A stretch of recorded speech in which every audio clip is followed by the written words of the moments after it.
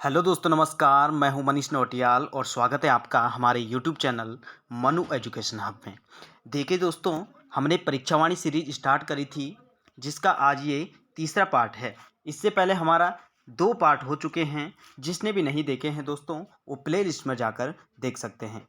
आज हम 40 महत्वपूर्ण प्रश्नों को वन लाइनर फॉर्म के रूप में चर्चा करेंगे और इससे जो भी एक्स्ट्रा फैक्ट बनते हैं दोस्तों, मैं आपको बताने का प्रयास करूंगा।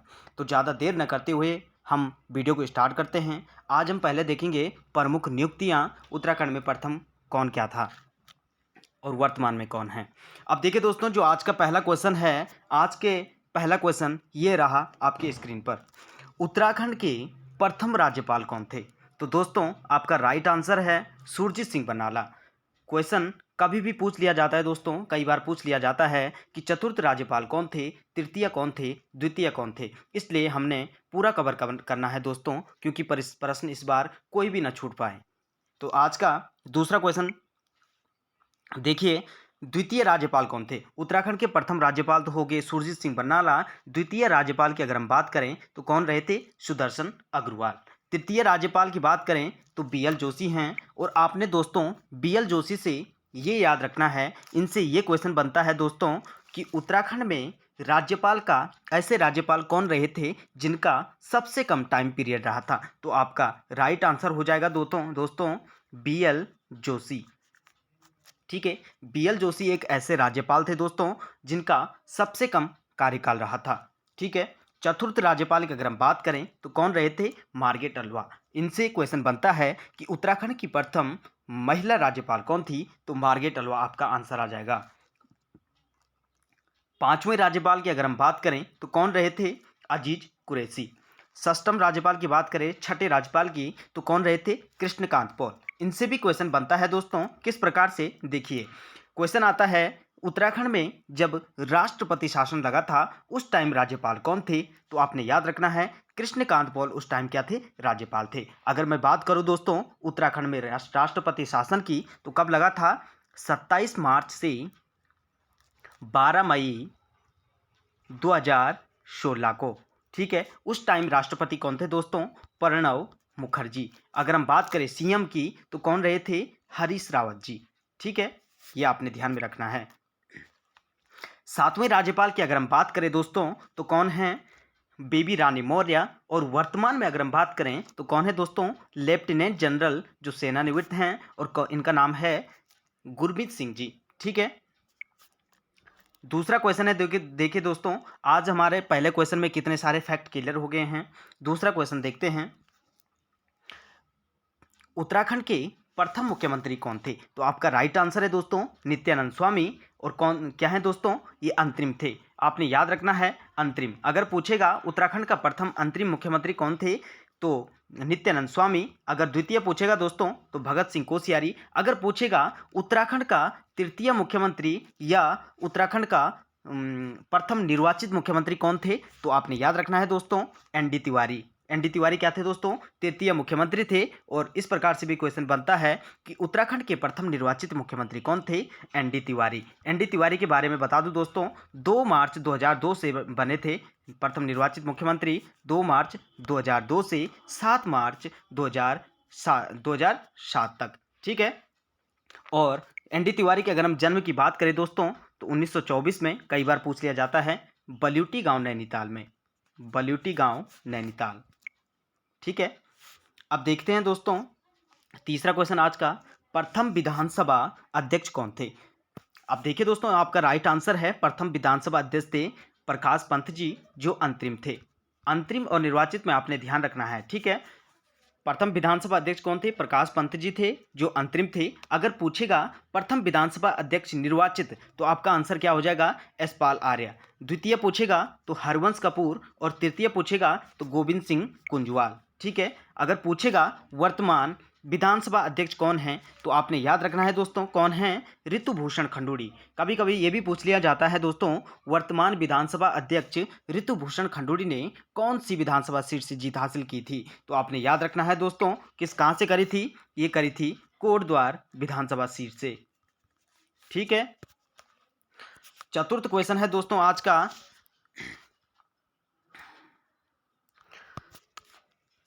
चौथा क्वेश्चन देखेंगे, प्रथम मुख्य न्यायाधीश उत्तराखंड, उत्तराखंड के प्रथम मुख्य न्यायाधीश कौन थे? तो आपने याद रखना है, कई बार पूछा जाता है। राइट आंसर है अशोक उभयंकर देसाई। और वर्तमान पूछेगा, वर्तमान मुख्य न्यायाधीश उत्तराखंड के, तो आपका राइट आंसर हो जाएगा बिपिन सांघी। प्रथम महाधिवक्ता कौन है दोस्तों? प्रथम महाधिवक्ता रहे थे हमारे मेहरबान सिंह। और वर्तमान पूछेगा दोस्तों तो कौन है? सूर्य नारायण बाबुलकर। मेरा यहाँ पर वर्तमान जो भी वर्तमान में कौन क्या है ये लाने का मकसद ये था दोस्तों, क्योंकि आगामी परीक्षाओं में कभी भी पूछ लिए जा सकते हैं। इनको आप करंट भी मान सकते हैं या अपनी जानकारी के लिए भी इनको नोट कर सकते हैं। ठीक है, बढ़ते हैं छठवें क्वेश्चन की ओर। प्रथम अध्यक्ष राज्य वित्त आयोग, ये पूछ रहा है दोस्तों कि राज्य वित्त आयोग का प्रथम अध्यक्ष कौन थे?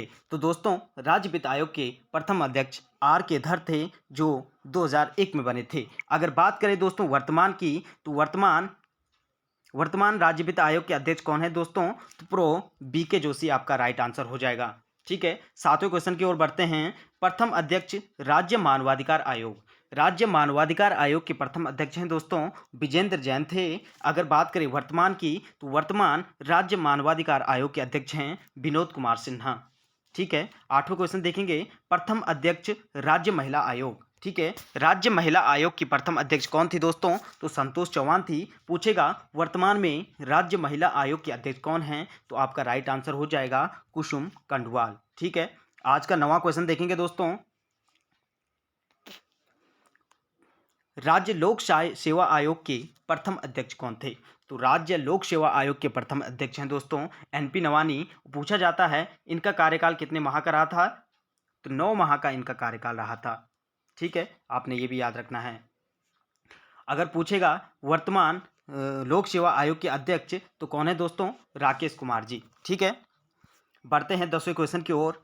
प्रथम मुख्य सूचना आयुक्त, प्रथम मुख्य सूचना आयुक्त राज्य सूचना आयुक्त, मुख्य सूचना आयुक्त या राज्य सूचना आयुक्त। ठीक है, पूछ रहा है उत्तराखंड के प्रथम मुख्य सूचना आयुक्त कौन थे? तो आपका राइट आंसर हो जाएगा आर.एस. टोलिया। उसी प्रकार से अगर वर्तमान में पूछेगा वर्तमान में राज्य के मुख्य सूचना आयुक्त कौन है दोस्तों? तो अनिल चंद्र पुनेठा।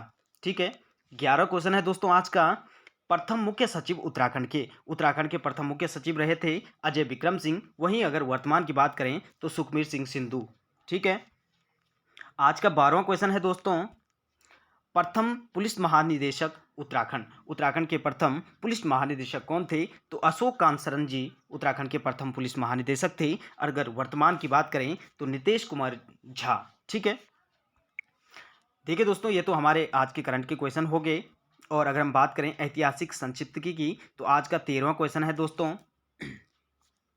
लाखू गुफा, लोयथाप, पेटसाल आदि पुरा स्थल किस जनपद में है? तो आपने ध्यान रखना है दोस्तों ये अल्मोड़ा जनपद में है। और लाखू गुफा से बार बार क्वेश्चन पूछे जाते हैं। जैसे पूछा गया कि लाखू गुफा की खोज किसने करी थी? तो आपने याद रखना है दोस्तों लाखू गुफा की खोज 1968 में किसने करी थी? एमपी जोशी ने। ठीक है, कभी कभी पूछ लिया जाता है कि लाखू गुफा का आकार कैसा था? आकार है इसका नागफन के आकार का। ठीक है, ये भी पूछा जा चुका है, नागफन के आकार का इसका आकार है। और इसका लाखू गुफा किस नदी के किनारे है? तो आपने याद रखना है दोस्तों सुयाल नदी के किनारे है। ठीक है, सुयाल नदी के किनारे। अगर पूछा जाएगा सुयाल नदी किसकी सहायक नदी है? तो कोसी नदी की सहायक नदी है। ये भी आपने ध्यान रखना है। कभी कभी पूछ लिया जाता है दोस्तों कि लाखू गुफा का सामूहिक विषय क्या था? तो इसका क्या था? सामूहिक नृत्य, सामूहिक नृत्य। इतने क्वेश्चन यहाँ से बनते हैं दोस्तों। ठीक है, 14वां क्वेश्चन आज का देखेंगे, ग्वारखिया गुफा, किमनी गांव, मलारी गांव आदि पुरा स्थल किस जनपद में है? तो आपने ध्यान रखना है दोस्तों ये चमोली जनपद में है। अगर बात करें ग्वारखिया गुफा की, तो आपने याद रखना है इसकी खोज का श्रेय किसे जाता है? राकेश भट्ट जी को इसकी खोज का श्रेय जाता है। अगर बात करें किस नदी के किनारे है, तो आपको पता है चमोली में है, तो अलकनंदा नदी के किनारे है दोस्तों, अलकनंदा नदी के किनारे। यहाँ पर पूछा जाता है दोस्तों कि लाखू गुफा में मनुष्यों को किस आकार में दिखाया गया है? तो आपने याद रखना है त्रिशूल आकार में दिखाया गया है। इस प्रकार से दोस्तों यहाँ पर बनाए गए हैं त्रिशूल आकार से मनुष्यों को। ठीक है, 15वां क्वेश्चन देखेंगे, राज्य की किस प्रागैतिहासिक पुरास्थल से 5.2 किलो का सोने का मुखौटा मिला है? तो आपने याद रखना है दोस्तों, इसका राइट आंसर है मलारी गांव। अगर खोज पूछेगा तो 1956 में किसने करी थी? शिव प्रसाद डबराल जी ने। शिव प्रसाद डबराल जी से भी आपने याद रखना है। शिव प्रसाद डबराल जी का जन्म होता है 1912 में पौड़ी में। इनकी कर्मस्थली पूछेगा तो दुगड्डा में है। वर्तमान में ये दुगड्डा में राजकीय इंटर कॉलेज के प्रधानाचार्य हैं। इनकी कई रचनाएं हैं दोस्तों, जैसे गोरा ब्राह्मण, अतीत अतीत स्मृति, संघर्ष संगीत, ठीक है, राष्ट्र रक्षा काव्य, और उत्तराखंड का इतिहास 12 खंडों में लिखा है, ठीक है, और टिहरी का इतिहास। ये सब किसका है दोस्तों? शिव प्रसाद डबराल की रचनाएं हैं। 16वां क्वेश्चन देखेंगे आज का, किस पुरास्थल से नीले रंग के शैल चित्र मिले हैं? तो दोस्तों आपको याद रखना है, नीले रंग के शैल चित्र हमारे हुडली पुरोला से मिले हैं, जो कहाँ पड़ता है? उत्तरकाशी जनपद में, ठीक है। अब बढ़ते हैं 17वें क्वेश्चन की ओर। 17वां क्वेश्चन है, 8 ताम्र मानव आकृतियों की प्राप्ति कहाँ से हुई है? तो आपने याद रखना है, जो बनकोट क्षेत्र है जो पिथौरागढ़ में पड़ता है, वहाँ से 8 ताम्र मानव आकृतियों की प्राप्ति हुई है। कभी कभी पूछ लिया जाता है 8 ताम्र मानव आकृतियों की खोज किसने करी थी? तो 1989 में किसने करी थी? MP जोशी ने। ये भी आपने याद रखना है। कभी कभी पूछ लिया जाता है दोस्तों, जागेश्वर पर शोध ग्रंथ किसने लिखा था? तो MP जोशी ने, ठीक है। बहुत सारी चीज़ें हैं दोस्तों। 18वां क्वेश्चन देखेंगे आज का, किस प्राग ऐतिहासिक स्थल से शैलचित्र में योग मुद्रा में मानव का चित्रण किया गया है? किस प्रागैतिहासिक स्थल से शैलचित्र में योग मुद्रा में मानव का चित्रण किया गया है? तो आपने याद रखना है दोस्तों, इसका नाम है फल सीमा, जो कहाँ पर पड़ता है? अल्मोड़ा में। वहाँ से क्या है दोस्तों? शैलचित्र में योग मुद्रा प्राप्त हुई है, ठीक है। आज का 14वां क्वेश्चन है 19वां क्वेश्चन है दोस्तों, 14 नर्तकों का सुंदर चित्रण किस शैलचित्र में किया गया है? तो आपने याद रखना है दोस्तों, ये कसार देवी में किया गया है, अल्मोड़ा में। अगर पूछा जाएगा दोस्तों कि कसार देवी गुफा या कसार देवी मंदिर कहाँ पर है, तो ये कहाँ पर है दोस्तों? अल्मोड़ा में है। अगर पूछा जाएगा किस चोटी पर है, कसार देवी मंदिर किस चोटी पर है, तो आपने याद रखना है दोस्तों, कई बार पूछा जा चुका है, कश्यप चोटी पर है, ठीक है।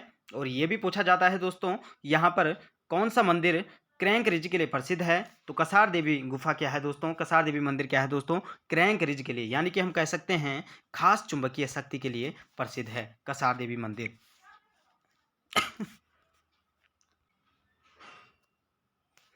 आज का 20वां क्वेश्चन देखेंगे दोस्तों, उत्तराखंड के आद्य ऐतिहासिक काल के प्रमुख स्रोत क्या हैं? तो दोस्तों उत्तराखंड के आद्य ऐतिहासिक काल के प्रमुख स्रोत क्या हैं? पौराणिक ग्रंथ, आपको याद रखना है। उत्तराखंड का प्रथम उल्लेख किस धार्मिक ग्रंथ में मिलता है? तो दोस्तों इसका राइट आंसर है ऋग्वेद में, ठीक है। 22वां क्वेश्चन है, ऋग्वेद में उत्तराखंड क्षेत्र के लिए क्या कहा गया है? तो आपने याद रखना है दोस्तों, ऋग्वेद में उत्तराखंड क्षेत्र के लिए देवभूमि, मनुष्यों की भूमि कहा गया है। 23वां क्वेश्चन है दोस्तों आज का, किस ग्रंथ में उत्तराखंड क्षेत्र के लिए उत्तर कुरु शब्द का प्रयोग किया गया है? आपने ध्यान देना है दोस्तों उत्तराखंड पर और कुरुक्षेत्र उत्तर कुरु पर, ठीक है। आपने ध्यान कहाँ पर देना है? उत्तराखंड पर और उत्तर कुरु पर। अगर पूछेगा उत्तराखंड क्षेत्र के लिए उत्तर कुरु शब्द का प्रयोग किस ग्रंथ में किया गया है, तो आपका राइट आंसर हो जाएगा ऐत्रेय ब्राह्मण में। अगर पूछे जाएगा उत्तराखंड की जगह अगर गढ़वाल दे रखा होगा दोस्तों कि किस ग्रंथ में गढ़वाल क्षेत्र के लिए उत्तर कुरु शब्द का प्रयोग किया गया है, तब आपका राइट आंसर हो जाएगा महाभारत में। ये आपने ध्यान रखना है। 24वां क्वेश्चन है दोस्तों, हरिद्वार माया क्षेत्र से हिमालय तक के विस्तृत क्षेत्र को क्या कहा गया है? तो आपने याद रखना है दोस्तों, इसको कहा गया है केदारखंड, ठीक है। माया क्षेत्र इसको क्यों कहा जाता है? हरिद्वार का प्राचीन मंदिर माया देवी है, ठीक है। 15वां क्वेश्चन देखेंगे दोस्त, 25वां क्वेश्चन देखेंगे, स्कंद पुराण में नंदा देवी पर्वत से कालगिरी तक के क्षेत्र को क्या कहा गया है? तो आपने याद रखना है दोस्तों, उसे कहा गया है मानसखंड। यदि पूछेगा मानसखंड और केदारखंड के संयुक्त क्षेत्र को पुराणों में क्या कहा गया है, तो इसको कहा गया है दोस्तों उत्तरखंड, ब्रह्मपुर या खसदेश, ठीक है। बढ़ते हैं आज के 27वें क्वेश्चन की ओर। 27वां क्वेश्चन है दोस्तों, पाली भाषा के बौद्ध साहित्य में उत्तराखंड क्षेत्र के लिए प्रयुक्त शब्द है। अब देखिए दोस्तों, ये काफ़ी इंपॉर्टेंट है, इसको इंपॉर्टेंट लगा के चलना क्योंकि ये कई बार पूछा जा चुका है। पाली भाषा के बौद्ध साहित्य में उत्तराखंड क्षेत्र के लिए हिमवंत कहा जाता था, ठीक है। 28वां क्वेश्चन है, मनुष्यों के आदि पूर्वज मनु का निवास स्थान व धनाधिपति कुबेर की राजधानी कहाँ थी? अब देखिए दोस्तों, इसका राइट आंसर है अलकापुरी। ठीक है। 29वां क्वेश्चन देखेंगे, भगवान राम ने अपने अंतिम समय में किस स्थान पर तपस्या करी थी? तो देखिए दोस्तों, ये देवप्रयाग है जो टिहरी जनपद में पड़ता है। अगर पूछेगा भगवान लक्ष्मण ने अपने अंतिम समय में या पूछेगा लक्ष्मण ने तपस्या कहाँ पर करी थी, तब आपका आंसर हो जाएगा तपोवन में। ठीक है। ये दोनों को दोनों टिहरी जनपद में है दोस्तों। और देवप्रयाग एक ऐसा प्रयाग है दोस्तों जो पिंड दान के लिए विशेष महत्व रखता है। दूसरी बात देवप्रयाग से ये है दोस्तों, जहाँ पर वह स्थान जहाँ पर कौवे नहीं पाए जाते हैं, वो कौन सा है? देवप्रयाग ही है। 30वां क्वेश्चन की ओर बढ़ते हैं दोस्तों। 30वां क्वेश्चन है, केदारनाथ को प्राचीन ग्रंथों में क्या कहा गया है? तो केदारनाथ को प्राचीन ग्रंथों में भृंगतुंग कहा गया है, यह आपने ध्यान रखना है। 31वां क्वेश्चन है दोस्तों आज का, महाभारत के किस पर्व में लोमस ऋषि के साथ पांडवों की बद्रीनाथ यात्रा का वर्णन मिलता है? तो आपका राइट आंसर हो जाएगा दोस्तों वन पर्व में। ठीक है। अगर पूछेगा दोस्तों महाभारत के किस पर्व में खसों का वर्णन मिलता है, तो आपने याद रखना है दोस्तों सभा पर्व में। सभा पर्व में। ठीक है। अगर पूछेगा दोस्तों खसों को शूद्र वर्ग में शामिल कब किया गया शूद्र वर्ग में, तो 1885 में। 1885 में खसों को शूद्र वर्ग में शामिल किया गया था। ठीक है। 32वां क्वेश्चन देखेंगे दोस्तों, महाभारत के वन पर्व के अनुसार पुलिंद राजा सुबाहु की राजधानी कहाँ थी? तो आपने याद रखना है, इसका राइट आंसर है श्रीनगर में। प्राचीन काल में 33वां क्वेश्चन है, प्राचीन काल में गढ़वाल क्षेत्र में कौन से दो विद्यापीठ थे? तो आपने याद रखना है, प्राचीन काल में गढ़वाल क्षेत्र में दो विद्यापीठ थे। कौन कौन से? बद्रिकाश्रम और कण्वाश्रम। ठीक है। कालिदास ने अपने महाकाव्य अभिज्ञान शाकुंतलम की रचना कहाँ पर की थी? तो आपका राइट आंसर है कण्वाश्रम में। कण्वाश्रम से कई बातें आपने ध्यान रखनी है दोस्तों। पूछा जाता है कण्वाश्रम किस जनपद में है, तो आपने याद रखना है यह पौड़ी जनपद में है। ठीक है। यह वही कण्वाश्रम है दोस्तों जहाँ पर सम्राट भरत का जन्म हुआ था, और अपने देश का नाम आज भारत जो पड़ा है उन्हीं के नाम पर पड़ा है। दूसरी बात कण्वाश्रम से यह है कि दुष्यंत और शकुंतला के प्रेम प्रसंग से भी कण्वाश्रम जुड़ा है। पूछा जाता है दोस्तों कण्वाश्रम किस नदी के किनारे है, तो आपने याद रखना है मालिनी नदी के किनारे है। ठीक है। इतनी बात ये आपने ध्यान पे रखते हुए चलनी है।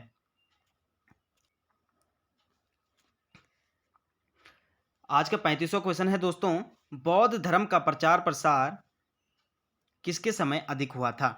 तो देखिए दोस्तों, बौद्ध धर्म का प्रचार प्रसार अधिक किसके समय हुआ था? तो खसों के समय। कई बार पूछा जा चुका है। 36वां क्वेश्चन देखेंगे दोस्तों आज का, गढ़वाल क्षेत्र का वह कौन सा नगर है जिसको गढ़वाल का प्रवेश द्वार कहा जाता है? अब देखिए दोस्तों, गढ़वाल का प्रवेश द्वार कहा जाता है कोटद्वार को। वहीं अगर हम कुमाऊं की बात करें तो कुमाऊं का प्रवेश द्वार किसे कहा जाता है? कई लोग इसमें कन्फ्यूजन रहते हैं, तो इसका नाम है काठगोदाम। ठीक है। काठगोदाम कहाँ पड़ता है? नैनीताल में पड़ता है। अगर वहीं पूछेगा दोस्तों कार्बेट नेशनल पार्क का प्रवेश द्वार कौन सा है, तो कौन सा है? ढिकाला। ठीक है। अगर पूछेगा जोहार का प्रवेश द्वार कौन सा है, तो जोहार का है दोस्तों मुनस्यारी। ये भी आपने ध्यान में रखते हुए चलना है। ठीक है। आज का 37वां क्वेश्चन है दोस्तों, कुमाऊं क्षेत्र का सर्वाधिक उल्लेख किस पुराण में मिलता है? कुमाऊं क्षेत्र का सर्वाधिक उल्लेख किस पुराण में मिलता है? तो आपने याद रखना है दोस्तों स्कंद पुराण में कुमाऊं क्षेत्र का सर्वाधिक उल्लेख मिलता है। लेकिन क्वेश्चन ऐसा भी पूछा जाता है कि कुमाऊं क्षेत्र का सर्वप्रथम उल्लेख किस में मिलता है? तो आपने याद रखना है आईने अकबरी में। ये भी क्वेश्चन पूछा जा चुका है। ठीक है। 38वां क्वेश्चन हम आज का देखेंगे दोस्तों, किस पुराण में कुमाऊं क्षेत्र में किरात, किन्नर, यक्ष, गंधर्व, विद्याधर, नाग आदि जातियों के निवास करने का उल्लेख मिलता है? तो इसका राइट आंसर हो जाएगा दोस्तों ब्रह्म एवं वायु पुराण में। अगर पूछेगा किस ग्रंथ में इस क्षेत्र में किरात, किन्नर, यक्ष, तंगव, कुलिन और खस आदि जातियों का निवास स्थान का उल्लेख मिलता है, तो आपका राइट आंसर हो जाएगा दोस्तों महाभारत में। ये दोनों एक जैसे हैं दोस्तों, लेकिन इनके आंसर अलग अलग हैं। आपने याद किस प्रकार से रखना है, अगर कहीं पर आपको खस दिख गया तो हमें पता है दोस्तों कि खस का उल्लेख किसमें मिलता था? महाभारत में। तब इसका आंसर क्या हो जाएगा? महाभारत में। अगर पूछेगा किरात, किन्नर, यक्ष, विद्याधर। तो ये किसके पुत्र थे दोस्तों? ब्रह्मा के। तो इसका राइट आंसर हो जाएगा ब्रह्म एवं वायु पुराण। इस ट्रिक से आप इनको याद रख सकते हैं। बढ़ते हैं नेक्स्ट क्वेश्चन की ओर, जो आज का हमारा अंतिम क्वेश्चन है। अल्मोड़ा के जाखन देवी मंदिर से किसके निवास की पुष्टि मिलती है? अल्मोड़ा के जाखन देवी मंदिर से दोस्तों यक्षों के निवास की पुष्टि मिलती है। ये भी परीक्षाओं में कई बार पूछा जा चुका है। ऐसे ही वीडियो देखने के लिए दोस्तों जुड़े रहें हमारे चैनल मनु एजुकेशन हब में। आपको आगामी परीक्षाओं के लिए अच्छे अच्छे नोट्स प्रोवाइड किए जाएंगे। Thank you so much. मिलते हैं नेक्स्ट वीडियो में, तब तक अपना ख्याल रखिएगा। धन्यवाद।